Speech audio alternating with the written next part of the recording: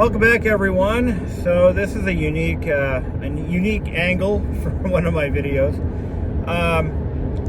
Love that panoramic sunroof, but I'm gonna miss it. I really will. So let me talk to you guys about what's going on. So yes, I've decided that it's time to get rid of this 2017 Santa Fe Sport. It's been a good vehicle for me. You know, it hasn't really needed anything. I have had no real issues. I had one warranty claim in my 30,000 miles of ownership, and it was for the driver's side mirror camera, which is part of the 360-degree top-down parking aid, which is really nice. I'm gonna miss that too.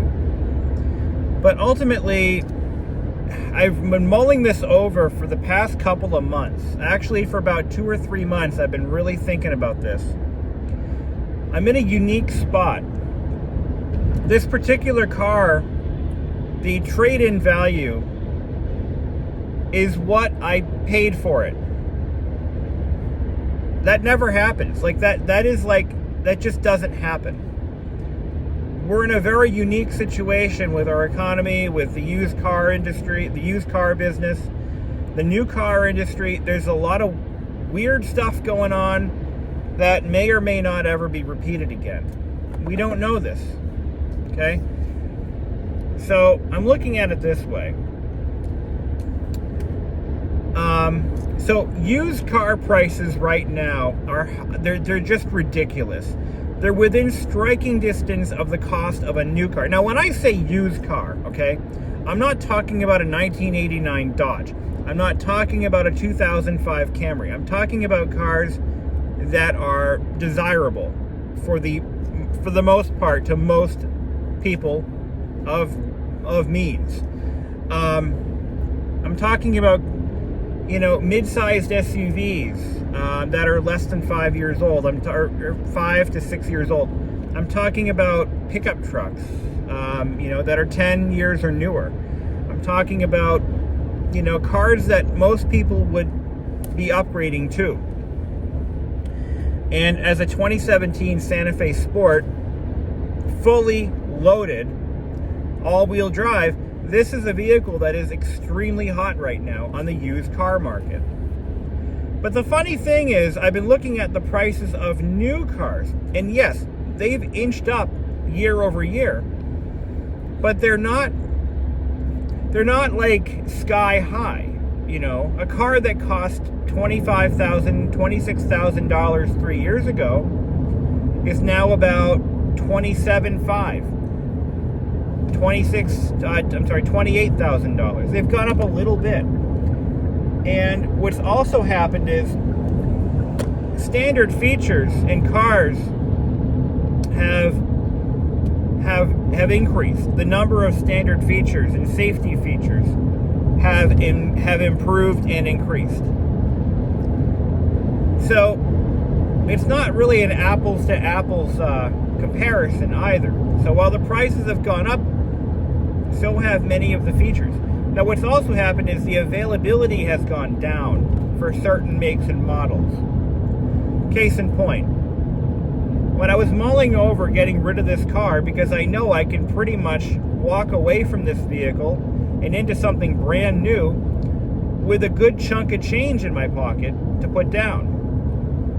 So I was looking at Toyota RAV4s. That was the first vehicle I considered. After talking to a dealer, actually 2 dealers in my area, they pretty much said the same thing. There really is no inventory. RAV4s are sold out for months. At least in my area, they're hard to come by.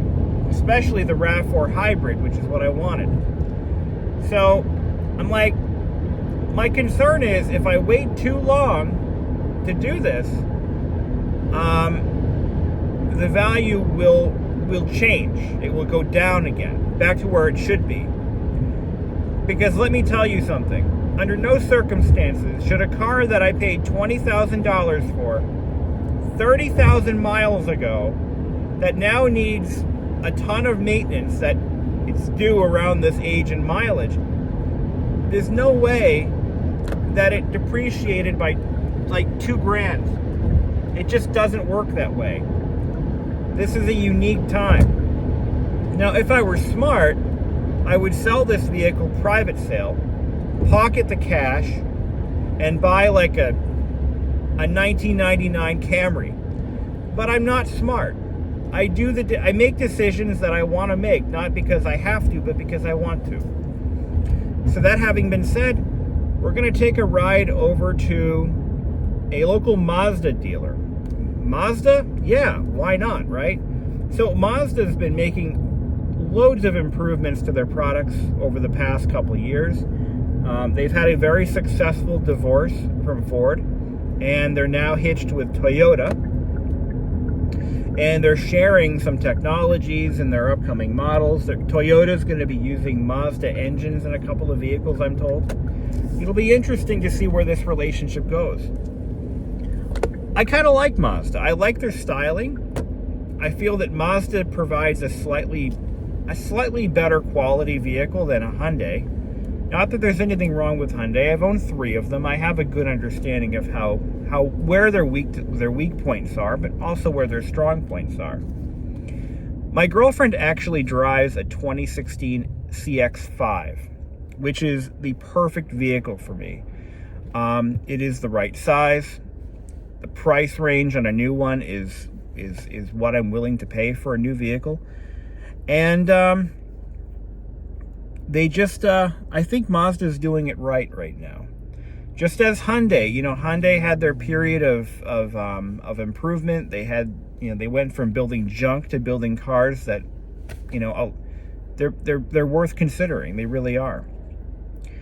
Now, one of the driving forces behind my decision is this. While my car has been very reliable and I've had no issues, nothing really to concern me. Nothing really has gone wrong. There's 2 high-profile issues that affect the Santa Fe Sport and the Sonata and other vehicles that share the Theta 2 engine. And those problems are pretty serious. I did a video on this earlier where I talked about, hey, don't worry about it. These engines have a high failure rate. And they can fail at any time without warning. That's the key. No warning. It doesn't matter how much oil you put in or how many times you change the oil. Doesn't matter. These engines can fail sporadically, spontaneously, and it's catastrophic. Now, Hyundai has extended the warranty on these engines to the life of the vehicle, which is amazing. Like, that just doesn't happen. But they've also been pressured to do so, not only by their customer base, but by the federal government. And I'm sorry, but I don't feel like driving a ticking time bomb. I really don't. It concerns me because we're starting to take longer trips. We usually use my car because it's usually the one that's ready to go and cleaned and everything. And I don't want to bring this car on a long trip. I don't feel comfortable doing it. We have a couple of trips we're going on this summer that are, more than 500 miles away from our house. And I don't feel comfortable driving this car. If I don't feel comfortable driving my vehicle 500 miles, it's got to go. That is like bottom line. And I don't. That is the truth. So I've decided that I'm going to take advantage of the market while I can. I'm going to trade this sucker in, get as much money as I can for it, and run. Just take the money and run. That's my plan. The other issue that's affecting this model is the anti-lock brake control module, which is integrated with the mechanical and hydraulic system, can spontaneously catch fire due to liquid intrusion. It's really not good, guys. It's bad stuff. The recall notice has not been sent out to consumers yet. I suppose it's coming out this month. I'm not really sure, but I'm expecting it soon. But these are 2 very high-profile problems that can, number one, tank the resale value of a used car if it's a known issue, and also really screw with the customer's confidence in the vehicle itself and its safety and its ability to do the job for the intended period. So here's the plan. We're going to go to a Mazda dealership, and we're going to look at a couple of CX-5s, and because that's pretty much what I want. I'm looking for a base model, but I talked to a salesman over the phone, and he said there really is no availability for a base model at this time. So what they have are, they start at around 29 grand, and they go up from there. So we're going to see what I can get for around 30,000 bucks. Now that's a lot of money. That's a lot of money. The most I've ever paid for a car in my life was $24,000. That was on a brand new 2014 Hyundai Elantra GT, which I got, what, 6 years out of that car before I traded that in for this. So, you know, times are changing. Stuff's getting expensive. What I don't want is, I don't want to be left stranded in this car on a trip somewhere, waiting 6 months for an engine, because there is precedent for that. These engines have a failure rate that is high enough to cause shortages. It's not good. Really not good. I knew about the problem before I bought the car. I'll be honest with you. I knew it was a problem. But I didn't think it was going to... I thought that it was mostly the 2013, 14, and 15s. I figured the 2017s, they must have figured their shit out by then, right? Wrong. So that's what's going on. We're going to try to see what we can get for this car. Now, I don't want to hear all these comments about what I should do with my money, okay? I work for my money. I work hard for my money, all right? And I have made a lot of very wise investments in my adulthood so far. I also know that buying a car is probably the dumbest thing you could do. It's one of those, it's a required evil when you're living in the US right now. I've also considered electric cars. Now, not seriously, but electric cars an electric car is not compatible with my driving style right now.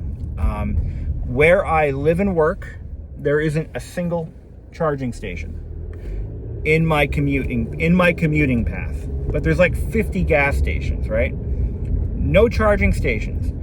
And to put a charging station in my home would cost me around 10 grand, because I have to make some major upgrades to my electrical system in the process. Electric cars are not an option for me right now. I have considered a hybrid.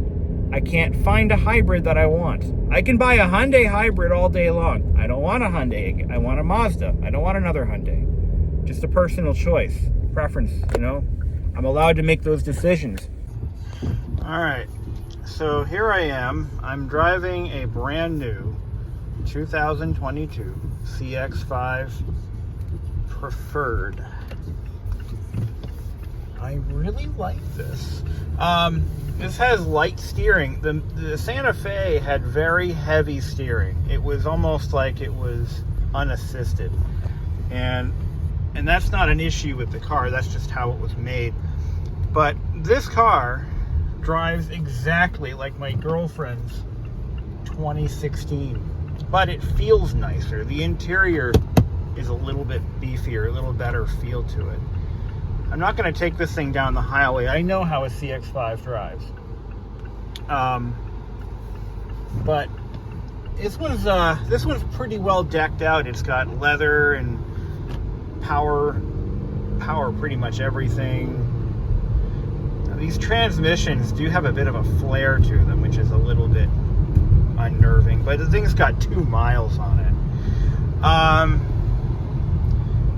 It's a nice little car. Goes straight. I mean, it's brand new. It's got 2 miles, 1.9 miles. It's got, I think it has lane guidance. It has automatic braking, which means it has, I believe it has that cruise control feature. What do you call that? Anyway, oh, yes. Yeah, automatic cruise. 31 grand out the door is what this car is going to cost me if I do buy it. And I got to think about that. This car hasn't even been dealer prepped yet, so it's a little dirty inside. But it's fresh off the boat from Japan. And they've got a couple of these in the lot. Oh my God, this thing is such a nice driving car. It's like my girlfriend's car, but more refined, with 80,000 less miles. Don't know if it's going to be mine, but we'll have to see what they'll give me for the Santa Fe Sport. But after driving this, I'm not going to want that car back. You know, this is the worst time to buy a car, and here I am. I talked a coworker out of buying a car. Seriously. I'm like, don't do it. She did it. She didn't buy the car. And here I am, it's got an 8-speed automatic. So, okay, that's going to take some getting used to. Heated seats. I haven't found the controls yet. I should probably spend some time figuring all that shit out. But no CD player. That's a bummer. I actually use my CD player. All right, I think I've driven this car enough. It's a brand new car. It shouldn't have any problems. But I do know how these drive. This is red. I asked him specifically for red. It's red. I want a red car. I don't care. It's got a sunroof. I'm not too crazy about that. The thing is, all right, I like sunroofs, but I don't like panoramic sunroofs. So the panoramic sunroofs, like my Santa Fe has, are, let's put it this way, when they break, it's catastrophic and it's expensive. The entire sunroof mechanism, oh wow, this thing has pickup.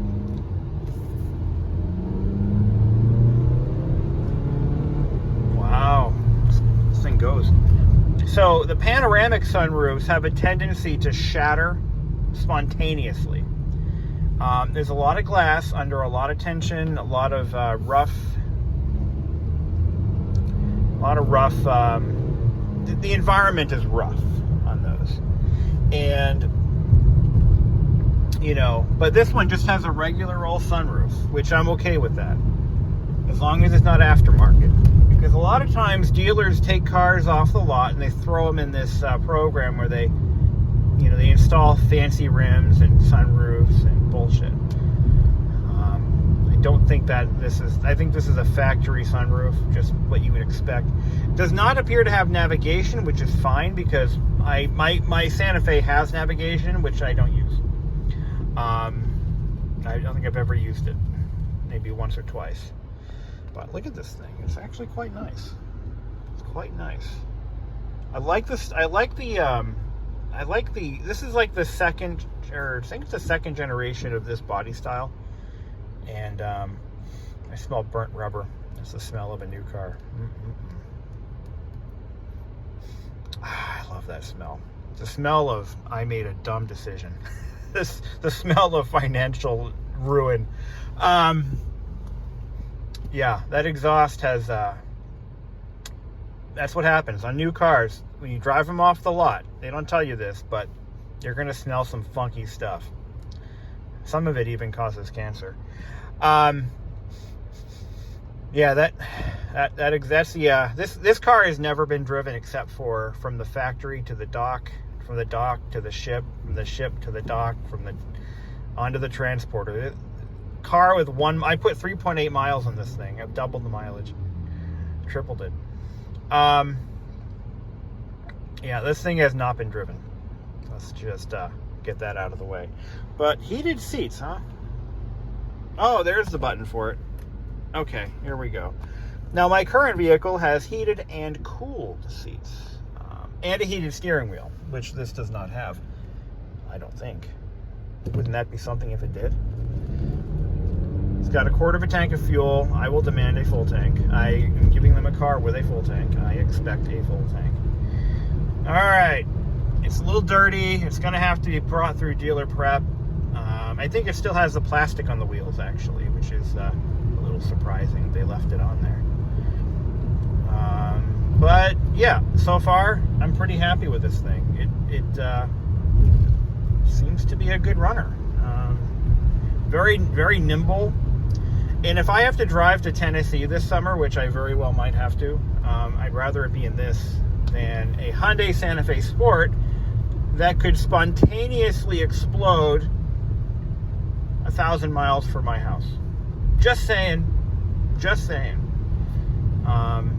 Because it's a documented problem with those. They definitely have a tendency of self-immolation. And so I think what I'm going to do, now this has, I guess, some kind of premium sound. I don't think it has Bose. He did say it might, but I don't see Bose stickers anywhere. The car that I'd be trading in has the high-end Infinity sound system. Infinity is in the audio company. It's a division of Harman Kardon. But there's a dealer, Warner Mazda, sorry. The girlfriend and I call it Wiener Mazda just because. But it's a good runner. I think it's interesting how Mazda, they put 2 analog gauges and a digital screen, right? A round LCD screen right there. I think it's uniquely Mazda. I don't think anybody else does that. Maybe Toyota. But yeah, this thing definitely needs a good cleaning.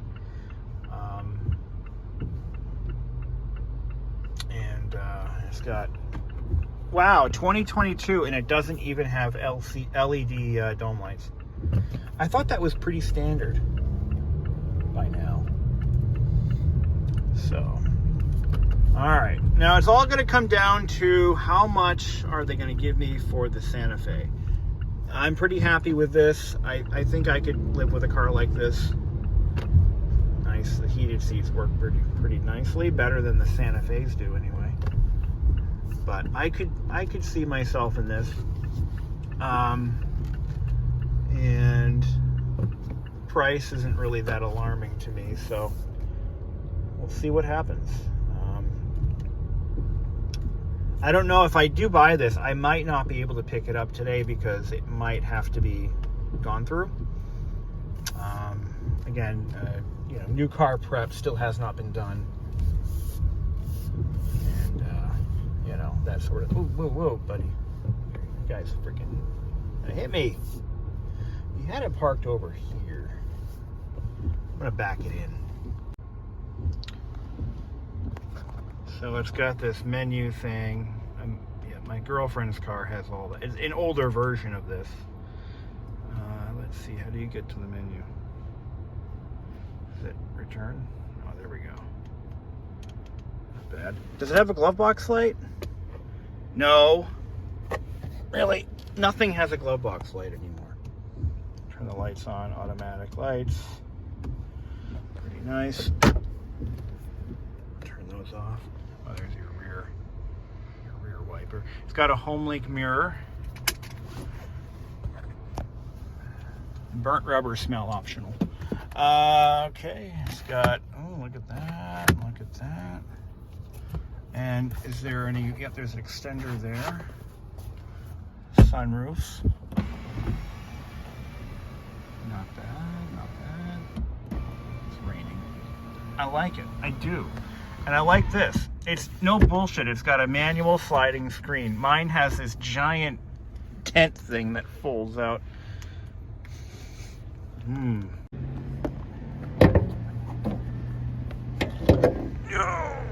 That's the heaviest hood I've ever lifted.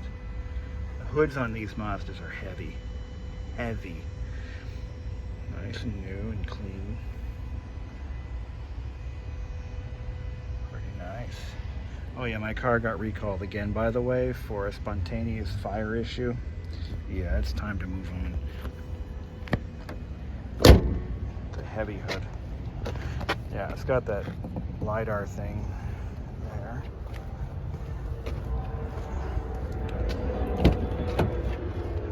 It's like a pretty roomy back seat. It's got that mouse fur carpeting that every automaker is using these days. Surprisingly, the Santa Fe Sport does not, but I like this color interior. Not bad. Soft touch here.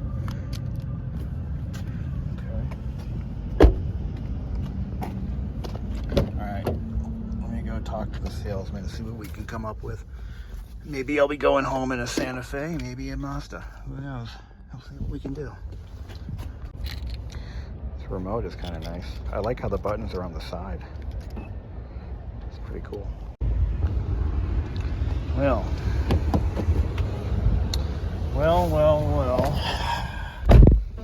Back in the good old Hyundai we are. I'll tell you how it went. I'm gonna cut the suspense here and now. I bought a car. So here's the thing. What I bought was a 2022. The car that we drove in the video earlier, that's what I bought. That was the car I will be taking home 2 days from now. So as I mentioned in that video, that car hadn't been vetted. So when a car comes into a dealer's lot off of the transporter, it goes through a prep dealer. They call it delivery and prep and all that shit, where they take the car, they check the fluids, they clean it up, they make it look nice, they put the floor mats in, and they, whatever. That car hadn't had that done yet. So they're really backed up, and they said, we'll have it done by Wednesday. And I said, okay, perfect. I'm game if you are. Now, when it comes time to sitting down and hashing out numbers, it's not something I'm terribly good at. But I had a number in my mind of what I was willing to pay for a car and how much I need to get for this car to make the deal work to my advantage. So, as I mentioned earlier in the video, I paid $20,000 for this car. I think it was $20,000 even. I bought it used. It had 30,000 miles on it, but it was in perfect condition. It had new tires on it. I had it fully serviced. I mean, couldn't be a better car for what I paid. The car at the time had a book value of around $24,000 dealer retail. I paid $20,000. I don't know how I got it for $20,000. To this day, it's like one of the greatest mysteries. I cannot figure out how they sold it to me for so. I bought it right there. That's where I bought it, Auto Fair Hyundai, and they actually gave me a really good deal on this car. They thought I was going to go in at the end and start, buying the extended warranties. Now, mind you, this was a CPO car, certified pre-owned. All that really means is that the car has some additional warranty protections, and that's about it. CPO is it's a manufacturer's program where the dealer pays a fee to Hyundai or whoever the maker is. They pay a fee, and what that does is it extends the factory warranty to the full 10-year, 100,000 mile warranty, and it has a few other benefits and a few other things that you get with that. You get a free pen. Yeah, you get a free pen out of the deal. Anyway, but the program is not free, and only cars that have a clean history, no accidents, I think there is a requirement. Only those cars qualify for CPO status. It does increase the value of the car at the time of purchase because it isn't free. Anyway, I paid $20,000 for this thing. Unbelievable. So how much did I get for this car? Now, let's talk about it. Now, I put 30,000 miles on this car. I've worn out the tires. The tires are almost shot. I mean, they're not bad, but they're not great. They're definitely seeing some wear. It needs rear brakes. I know that. It was told to me last year I needed to put rear brakes on it. It's got some dings and dents and scratches. I haven't really taken the best of care of this car. I think I waxed it once. Otherwise it's not a bad little car. I put 30,000 miles on it. Owned it for 2.5 years. They gave me $18,000 for this car. $18,000. I was expecting 15, honestly, because they always do that. They lowball you. They try to find your rock bottom. They said 18,000. And I said, you know what? I'm not even going to fight with you. That's a good price. I'll do it.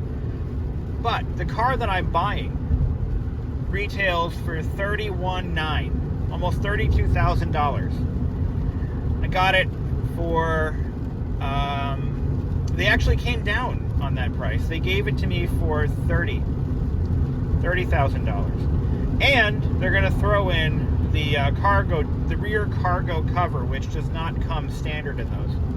So I get a cargo cover in the back. I get 2 sets of floor mats. And the car is pretty well equipped. It's not the fully loaded model. It's got the sunroof. It's got the adaptive cruise control. It's got some nice little features.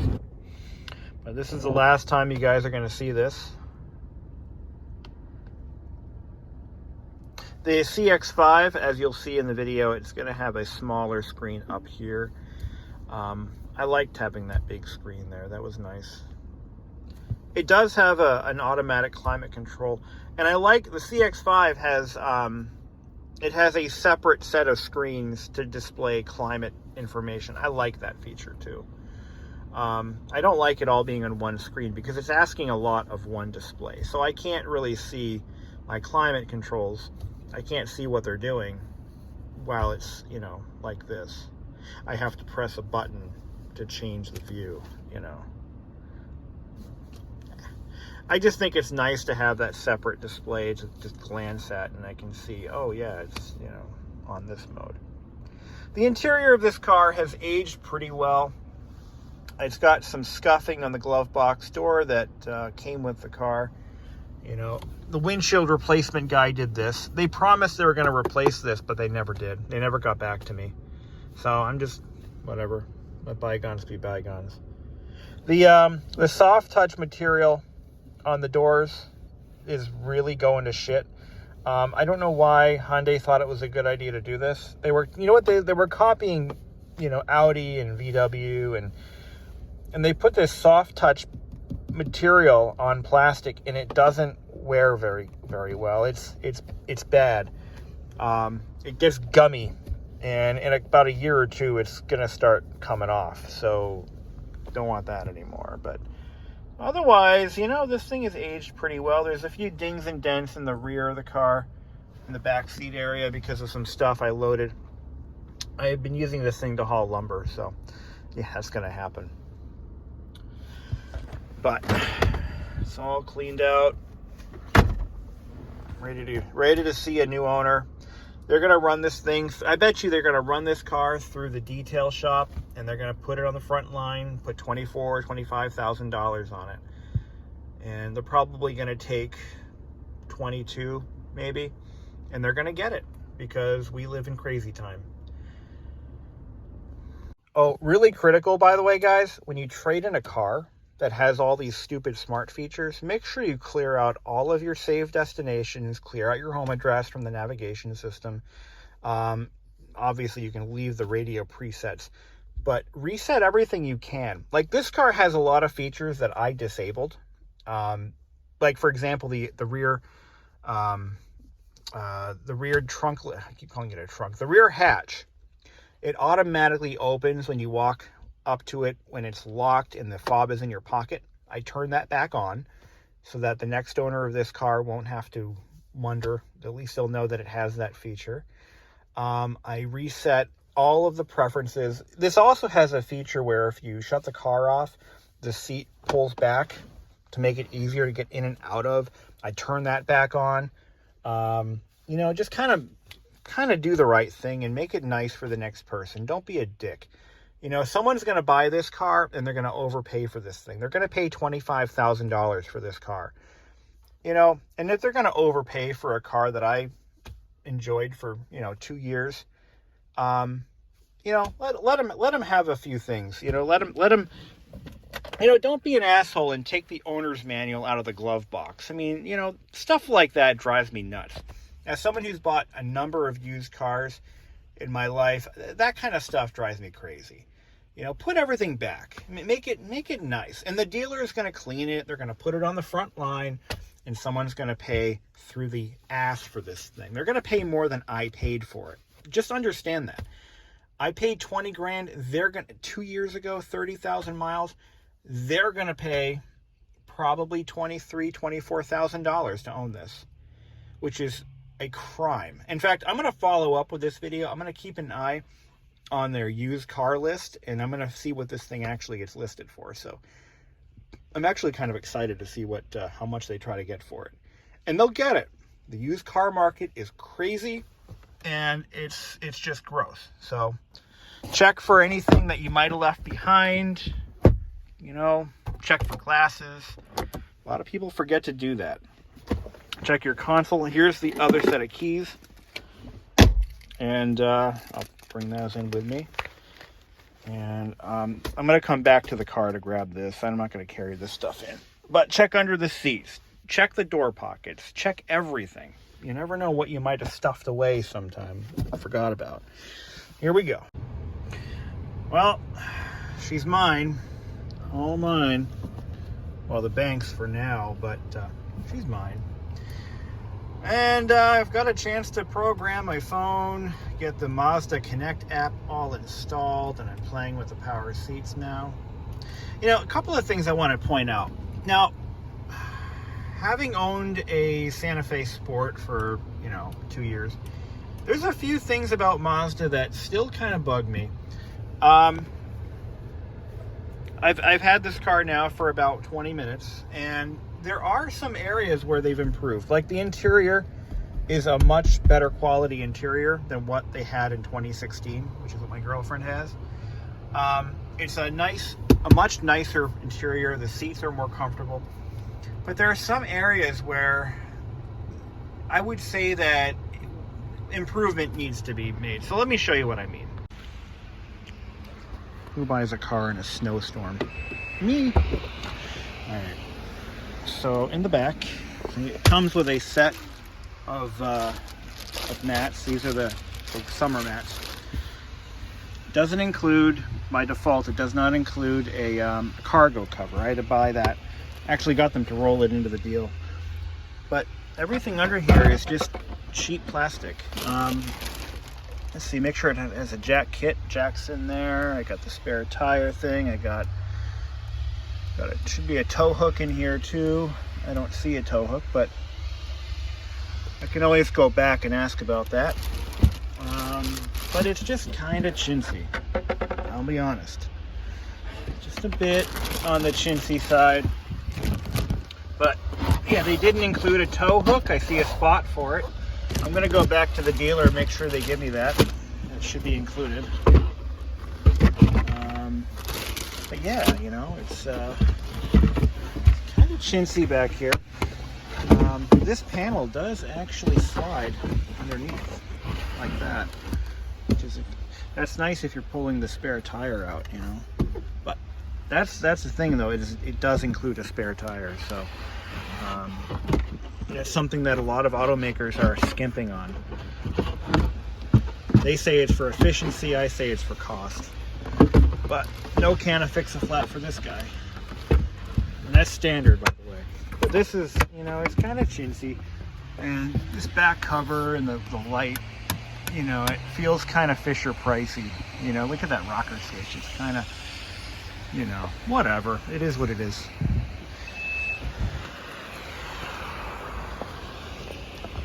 But otherwise, not bad at all. Let's pop the hood, check for any leaks. You never know in a new car. Oh yeah, here's the gas hood.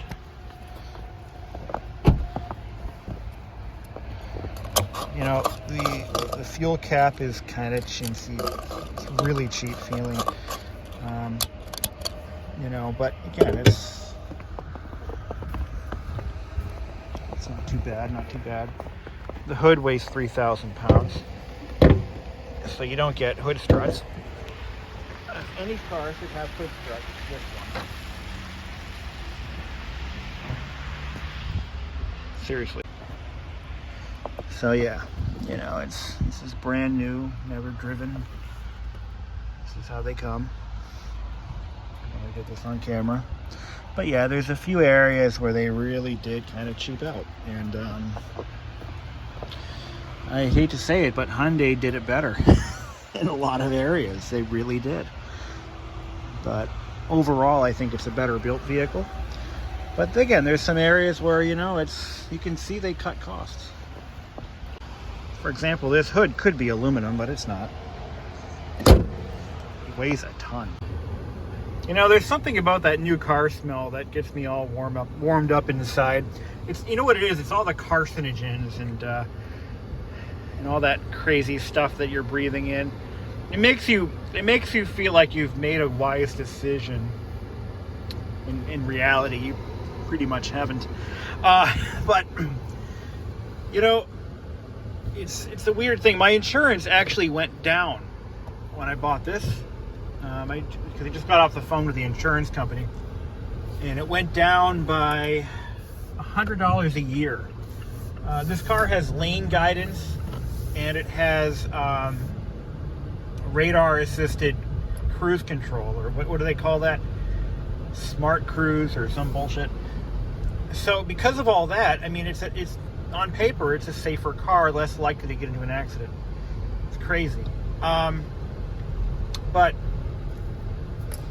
I remember the day I drove my 2007 Nissan Versa home. It was my first brand new car, and it was the first car that I really got excited about. When the Versa was introduced as a smaller version of the Sentra, I knew I wanted one because it was like I had just started a new job and I was going to be using my car to drive a lot, and I had a pickup truck at the time, and the Versa was just the perfect hatchback for me, and so I bought it, and I enjoyed driving that car. It smelled exactly like this one does. Having owned two Hyundais, they have a very different smell to them. This car definitely smells like my Versa when I bought it. It absolutely 100% smells the same. Hyundais, they do smell a little bit different. I can say that for sure. And the new car smell lasted longer in the Versa, if I recall. But that was a cheap econo box. This is a little bit better than that. Moving up in the world. See if these ABS brakes work. Jesus, dude, you're way too far over. What is wrong with you? So far, so good. The burning smell is still very much present. It's wearing off, though. Again, new cars, they do have that, you know, that new exhaust burning smell and also you're going to find that the coolant hoses give off a unique aroma as well, as they heat up for the first time. This thing is nice. The seat heaters, by the way, work a little bit better in this car than they did in my last two Hyundais. Maybe higher wattage elements were used, perhaps. But this will be the first time this car has ever seen the highway, and yeah, all right, this guy is all right. System disabled due to poor outward camera visibility. All right, first impressions after my we finally made it home. These LED lights are amazing. The LED headlights are definitely, they're brighter than the sun and they're focused. They don't just scatter the beam everywhere. Allegedly, they're a self-leveling design, so it actually uses servos to control the... Yeah, that's something else that's going to break someday. But they're servo-controlled, and they apparently self-level with the vehicle's position. Transmission is buttery smooth. Holy crap. My first drive in this, it didn't seem like it, but now it's warming up and it's breaking in, so hopefully that'll improve. I love the climate control display down here in a separate display. I think that's a nice touch. I really do. You know, you can select the position. I have it set to auto. But apparently, I don't know if auto does anything with the, I guess it does. Anyway, I like the climate controls. The seats are really comfortable compared to a lot of vehicles I've owned. The Santa Fe definitely was a different vehicle. It was in a higher bracket, both price-wise and amenities-wise. This is actually a lower tier vehicle than the Santa Fe Sport or Santa Fe. This is actually classified right alongside the Tucson and the RAV4 size-wise and in that average price bracket. But really liking this car so far. We'll see how long I keep it for. I mean, I might keep it for 3 years. I could keep it for 5. I don't know. Who knows? I probably won't keep it longer than 5 years. I don't usually keep them that long. But we're going to leave that sunroof closed. Definitely. Anyway, that's enough. I got to get in the house and eat dinner and all that shit. So, all right. The placement of this light is terrible. Really, I mean, it's like they didn't put any money into the back of the car at all. If I can fit my Hyundai safety emergency kit. Velcro right there. Look at that. So what, it says Hyundai, I don't care. I paid good money for that. Never used it once. Put a cleaning cloth in here. Yeah, there's really nothing in the back for storage. That's where the Hyundai products seem to excel. No pun intended. Yeah, I will tell you that there is, I have a couple things on order. I've got a cargo mat and a net. Let's see if my chamois will fit in any of these. There's no light back here. Might as well not be a cargo light. Honest to God. What a waste of resources. Emergency kit. Fit in the spare tire? No. No, it won't. Let's see. Oh, actually it does fit. Oh, that's cool.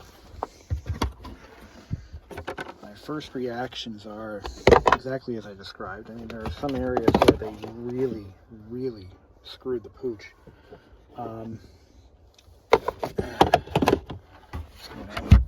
Actually, no, there's actually a little bit of room underneath this. So that's impressive. Everything kind of fit just fine. Cool. Very cool. So for $31,000, you do get a power liftgate. So that's kind of nice. Let's unlock it. Let's take a look at the back seat. Snow everywhere. Unlock it. Twice. No. There we go. So brand new back seat, never sat in. You've got adjustable vents back here in the center. That's quite nice. Make sure those are on. Okay. And here's the armrest, which has a little stylus pocket. You've got, or no, that's for like a tablet. And then you've got USB ports.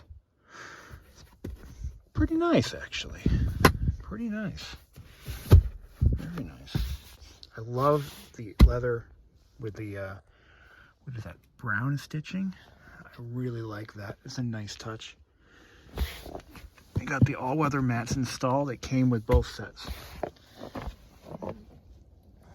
I like how these doors close.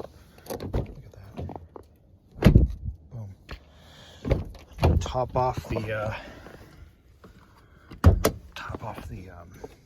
whatchamajigger fluid, windshield washer fluid.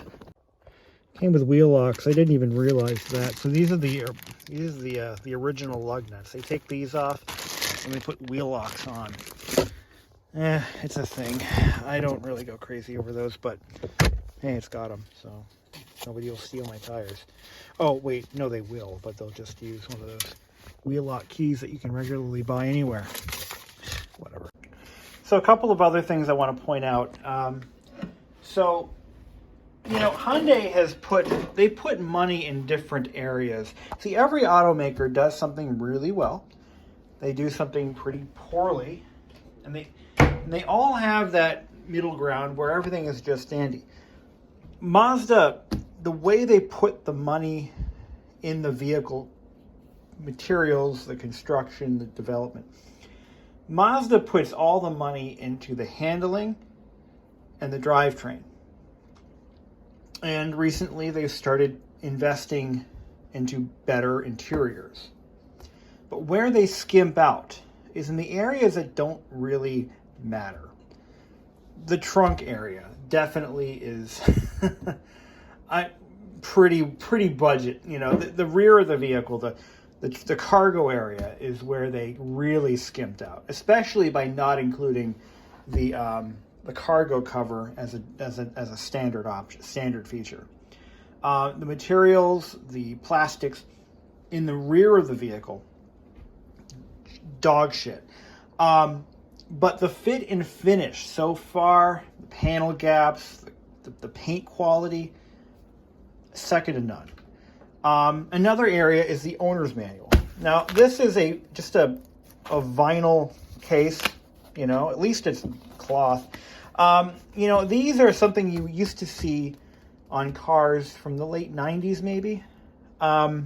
But every other vehicle I've owned has had a much better quality pamphlet for the manuals. Even Hyundai, you know, the Santa Fe, for example, it had a nice padded vinyl case, like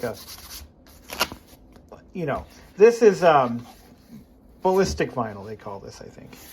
It's cloth. There's nothing wrong with that, you know, but it's not what you would get. What I'm saying is, oh yeah, and the Santa Fe also had it included a Hyundai pen, a Hyundai notepad.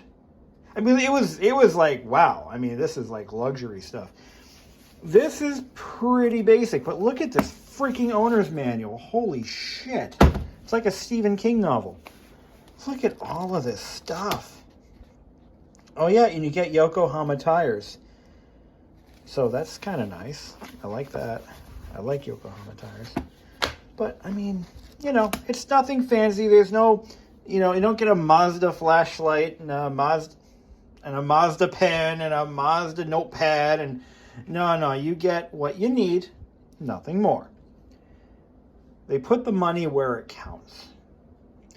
The interior of that freaking vehicle, at least the passenger compartment, I'm actually quite surprised, because again, my girlfriend owns a 2016, and it's a good vehicle, but again, you know, they definitely listened to consumer feedback and they improved it substantially. Well, that's going to be the conclusion to this video. Snow is still coming down, and I won't be able to get a good look at that beautiful paint job that cost me $695.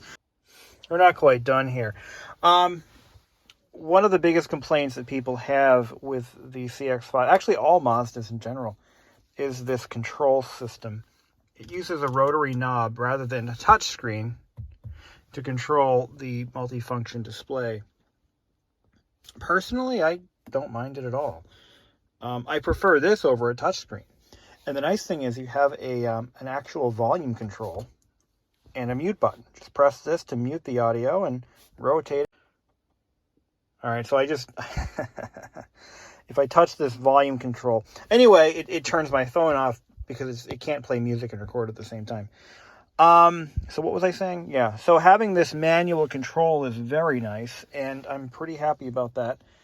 The engine does have cylinder deactivation, which I haven't really demonstrated. I'm not really sure how to tell whether it's in 2 or 4 cylinder mode. It's the only 4-cylinder on the market with cylinder deactivation. That's a fairly controversial feature, honestly, because this doesn't seem to do anything. It's a controversial feature because there's a theory that it can accelerate engine wear. I'm not really convinced that that is actually true.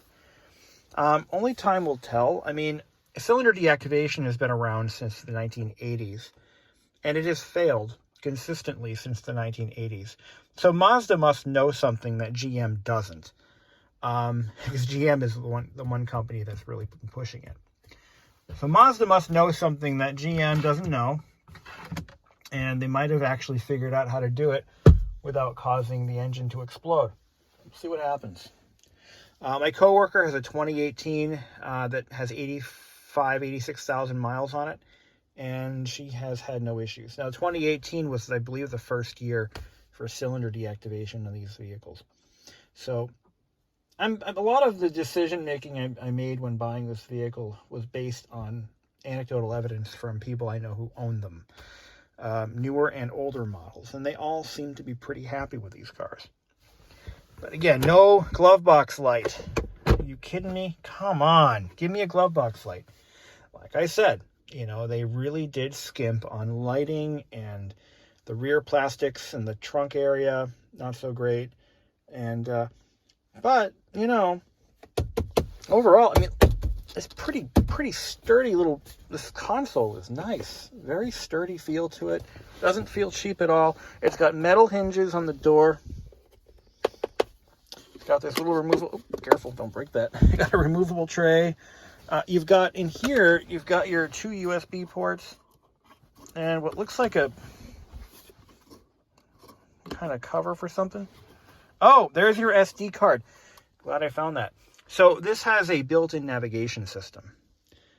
However, to utilize it, you have to use the SD card. That doesn't come with it. It's a $400 option that I will not be paying for. Oh, and that slides. I'm pretty happy with this. I'm really happy with it. It's I like it. I really do. Auto hold. I guess that automatically engages the parking brake if you're, I don't know. I think the parking brake is currently on. Oh, it is now. Disable it, I have to hold the brake pedal down. Let's see. What does that do? Oh, favorites. Okay. All right, I'll have to play with that a little bit. Home key, settings, navigation. It's not a bad little system. It really isn't. Information. Fuel efficiency monitor. You know, it's weird sitting in this car. This is like this is my 4th brand new car. The second new car I ever owned was a 2010 Hyundai Elantra GLS, which was it was just above a base model. And it just, when I look at how many options and how nice this car is compared to what that car was, it's just incredible. I looked at this window sticker, and this says it has a Bose credit. Let me explain that for a sec. I figured it out on my own. The dealer was of no use. The Bose credit is on this particular. So, due to shortages of materials, this is the only thing about this vehicle that is uniquely related to the ongoing world situation and the pandemic. So normally this car would have Bose speakers. What Mazda did is they took it out of the package until further notice, and they give you a $400 price drop. And it's not even in any of the literature. It's on the window sticker, the Monroney sticker. But what they do is they don't give you the Bose package because it's not available. It is actually on the upper trim level from this one. The next step up, you get the Bose speaker system. But again, for this car, for this trim level, they opted to remove it temporarily until availability improves for certain components. And I just love this dashboard. I love this dashboard. I do. I really do. It's so nicely styled. It's crazy how much I like this car. Gotta get your door pockets, your inserts, nice. No, there's no soft touch plastics. It's just you got your rubber, your vinyl, padded vinyl. This is a padded vinyl. Look at the stitching on this. 2016, the stitching was molded in the plastic, like a 1980s Chevrolet. The one feature I wish Mazda would bring back is the center swing vents from the Mazda 626. Tell me if you know, drop in the comments if you remember that feature. You press a little button and the vents oscillate back and forth. Only Mazda had it. Nobody else. I'm really happy with this thing. Sport mode. Yeah. I think we're going to have a nice nice, hopefully long life together. Hopefully. No wireless charging for your phone, no charging pads. At this price level, you're not going to get that. Spring-loaded cup holders. And unlike the previous generation, the cup holders aren't stuffed over here on the side. I like how they put them here in the middle. I really do. I'm really happy. I'm really happy with this thing. It's got cloth A-pillars. Yeah, they're cloth-wrapped A-pillars. Nice, nice, nice. Got plenty of lighting inside, except for the trunk.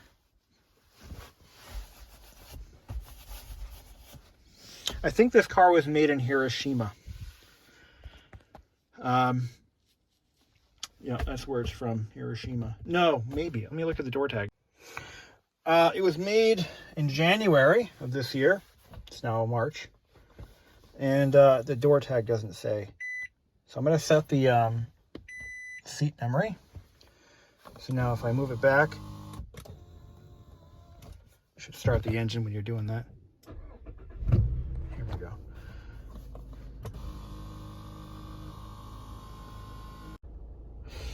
Doesn't have the smoothest track. So I'm going to set this as memory 2. So push 1. It should put me right back to where I was. Yeah, the C track is a little rough. Memory number 2.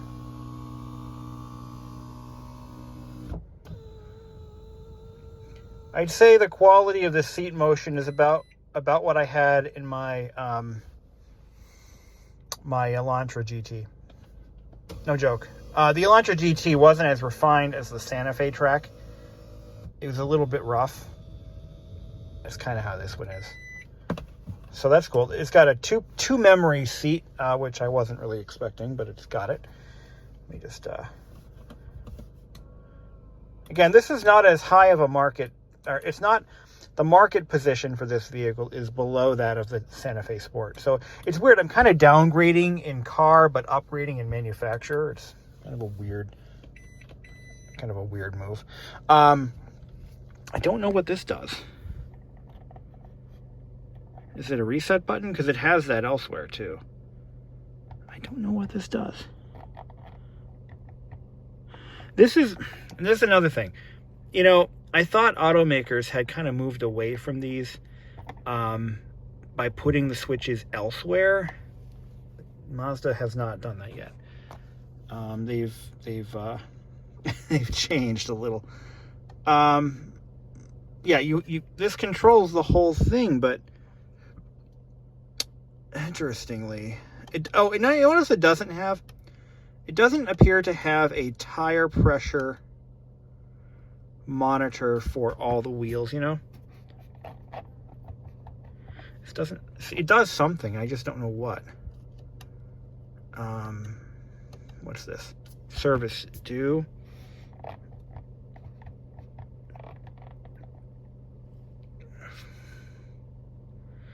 I'm gonna have to change the mileage intervals on that. I don't do the 5,000 mile oil changes. That's not my style. Oops, I did it again. I pressed the volume key. I don't know what this is. I should read the manual.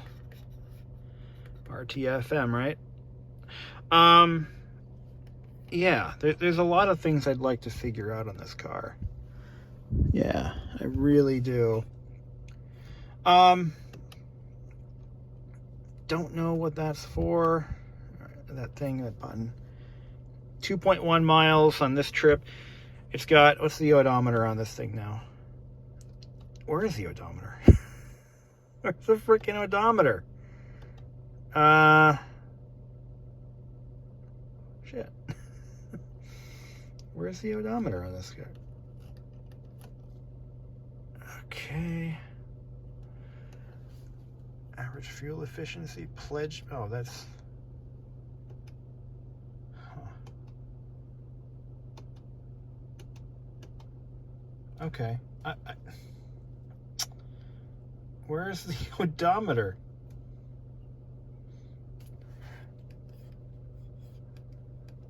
My fuel average is dropping. Yeah, at $5 a gallon, I shouldn't even be idling this engine right now. It's probably really stupid. Interesting. Where is my odometer? Trip A, average 2.1 miles. Oh, it's right there. It's just so low, I didn't... Okay, I'm such an asshole. It's 14 miles. That's how many miles are on the car. 14 miles. Duh.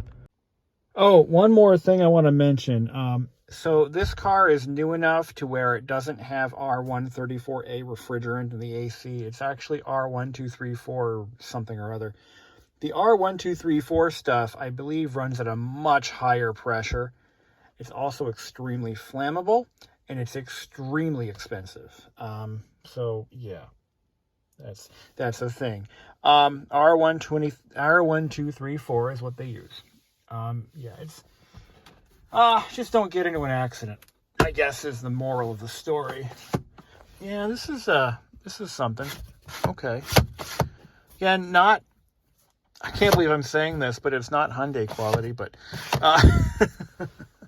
you guys, a lot of people, they give Hyundai shit for no reason. I mean, I got rid of a Hyundai because the engine was, as I put it, a ticking time bomb. And it really was. And I just felt that, I'm putting my, not putting my life in the hands of an engine that is really poorly designed. But I feel that Hyundai let me down when it comes to that car, because I should not have to worry about an engine blowing up at 60,000 miles. And that's usually about when they start blowing up. Right around 60K is when they start having issues. And that's where mine was. And Hyundai isn't really keen on fixing the problem. So, it's like, I'm going to go elsewhere, Oh, one more thing before I forget to mention this. Does this thing have auto? Yes, it does. Oh my, this thing has express down on all 4 windows. See? Not just the driver's side. All 4 windows have express down on them. That's pretty cool. So I can just boom, boom, and they're all down. I like this. I really like this car. You give a little, you get some, Under here, by the way, this is your override for the transmission lock. Doesn't have shift paddles. The next trim level above this does. I know someone's going to ask about that. Gosh. I think it pretty much covers it all. I mean, I don't know what else I could talk about. Seat belts. They retract nicely. Nice. Adjustable headrests. I love the stitching on these seats. Well, I'm going to head off. I'm going to bed. Good night.